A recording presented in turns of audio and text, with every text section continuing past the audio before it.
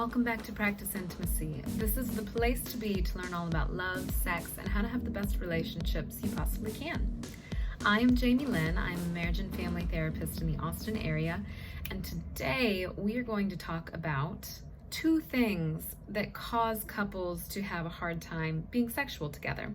Before we get started, remember to like this video, subscribe to my channel if you want weekly info just like this, and leave comments. Talk to me. If you have anything come up during this video that you want to clarify, that you want to have me expand on in the future, please leave me a comment. I love reading those.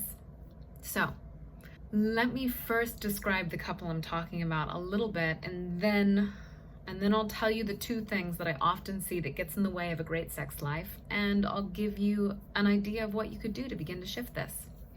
So the couple I'm thinking of are those who really enjoy their sex life together. They have fun when they have sex. There isn't any sort of trauma around sexuality that would stop them from wanting to be sexual. There isn't necessarily anything going on in the relationship that there's resentment built up or long-term patterns of disagreement and arguments that have lingered over time, and so there's anger on one end or the other, and they're not addressing the emotional side of the relationship, and it's getting in the way of sex. So it's not these couples. There's none of that going on. Really, the people that I'm thinking of are those who emotionally are good, sexually they're good and excited, and yet for some reason they're still finding that they're not having as much sex as they would like. And so for these couples, often the thing that I see going on, it's one of two things most of the time. Not all the time, but most of the time it's one of these two things. Either one or both partners is tired and the amount of energy it would take to be sexual feels like too much, and so they don't end up doing it even though they want to. Or there's some fear happening around making the sexual interest known, being the one who is pursuing their partner, being the one who is initiating sex and trying to be sexual. And when I say fear, I mean it could be like a fear of rejection. I'm afraid of doing this. My partner might say no. Or it could just be a fear of feeling silly. Moving into a sexual space can feel a little awkward at times. It can feel awkward to be the one trying to initiate. And so in couples where there is not emotional patterns that's blocking a sexual interaction, there's nothing happening physically or emotionally in the realm of sexuality that would stop them from having an interaction that is positive, fun, exciting, then usually it's one of these two things, either tired or afraid. And both of them make sense. But if you're wanting to have positive sexual interactions, then you need to address these two things. And let's talk about tired first. So when I'm meeting people and what they're telling me is I'm tired, I just feel exhausted by the end of the day, sex sounds like too much work, then one, I'm going to be getting really curious about what's making you so tired. What's going on that you're so exhausted in your life? Where's your energy going? And it might not even be where's your energy going. It might be that you're not getting enough rest. It is possible that you're not sleeping. So that would be one of the first things I'd be asking people, like, how's your sleep? Are you taking care of your physical health in this way? Sleep is essential. And if that's ruled out, then it moves to a space of like, okay, so then where is your time going? Where's your energy going? What are you prioritizing? Are you prioritizing work? Are you putting all of your energy into being physical somewhere else? I remember one client, they were training for marathons, which is awesome. But if you're training for marathons and you don't have energy at the end of the day to be sexual with your partner, like, that's a problem. Or it can be a problem. It would not be a problem for all couples, but for a lot of couples who want to have sex together, like, that would be a problem.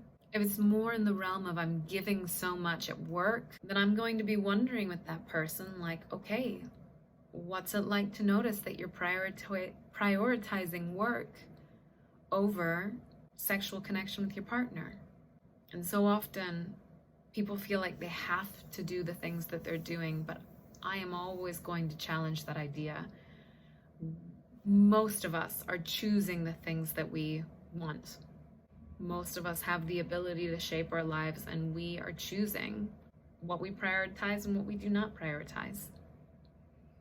And so if you're somebody who tends to fall in like the sleepy space, then learning how to prioritize getting enough rest, not expending too much energy, and having plenty of internal resources so that you can show up in a way that is really open to sexual encounters, excited about sexual encounters, even attempting to initiate sexual encounters, is going to be the thing to do to start shifting your relationship.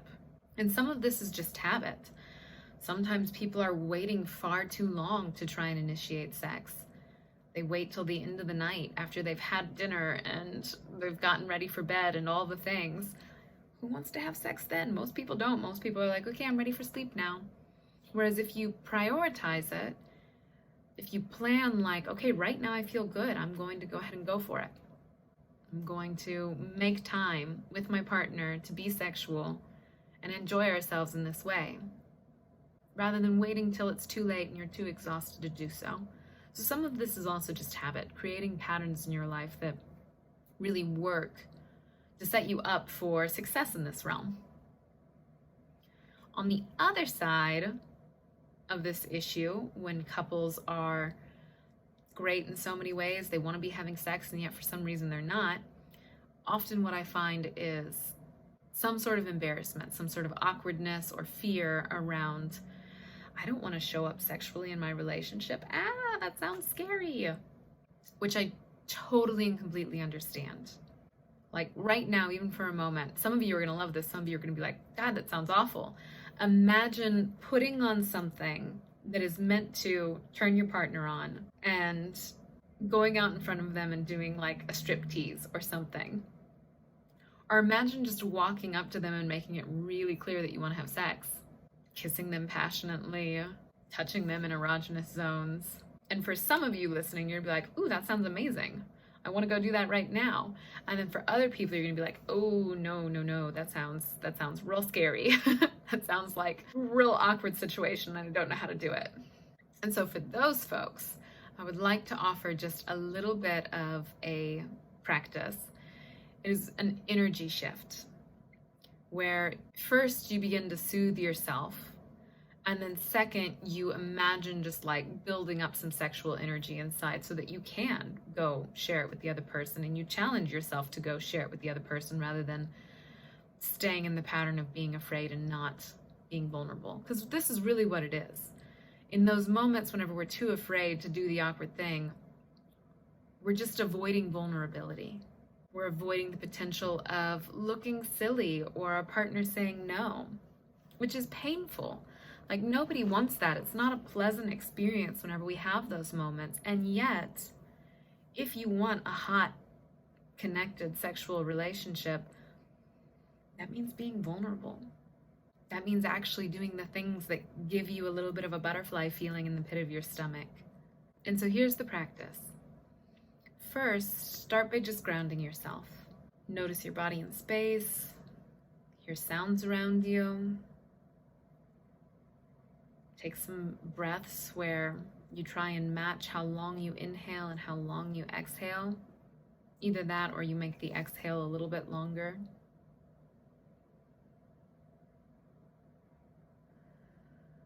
And imagine really rooting yourself to the earth. Even if you're in a building like I am, I'm 3 stories up, but I'm going to find a connection with the earth through my body, through the soles of my feet, and through the base of my spine. And I'm going to really ground myself. I like to do that by picturing roots growing out of my feet. But what also works for me is like a feeling of energetically opening the soles of my feet and making the connection. Both of those will work, but just to find a more grounded, centered, calm space inside of you. And then once you find that, picture something that feels a little scary and exciting to do. It should be both. It should be scary and exciting. Find something you could do that would turn you on, whether that's putting on specific clothing, whether that's putting your body in a specific position for your partner to see, whether that's approaching your partner in a specific way, sending them a text message that would be, who knows, maybe a picture or words, whatever turns you on more. Just imagine doing that and feel both the feeling of turn on and the little bit of like, oh, that feels scary. And what we'll do is we'll meet the part of you that feels scared. And when I say meet it, what I mean is find it inside, acknowledge it. I tend to like put a hand wherever I can feel it, and acknowledging it by saying, I see you. I see that you're scared. You're afraid of looking silly. I totally get that. This is vulnerable. Of course that's scary. And I got you. It's okay. And then ground again and picture yourself doing the thing. Just see yourself doing it. And again, notice the excitement and notice any resistance. And each time you find resistance, just turn toward that with a little bit of compassion and a sense of like, I know, I get it, it is scary, but I've got you. It's going to be okay. If you notice the resistance decreasing after doing that move, which usually it does, for most people it does, when you acknowledge it, when you validate it, and have some compassion towards the resistance, it usually decreases. And so then try and internally amplify the excitement. If you're imagining yourself in a specific position, then like feel your body getting into that position. Do whatever you can to turn yourself on even more. Touch yourself as you're doing this. Touch your own body to get more excited. And then ground again. Feel the earth beneath you. Take deep breaths. Remind yourself that it's going to be okay. Do what you can to turn on even more. And then from that space, let yourself try doing something that would be vulnerable and exciting and potentially very connecting and hot for you and your partner. I hope you enjoyed this video. If you have questions, comments, please share them below. And I will see you in future videos. Bye for now.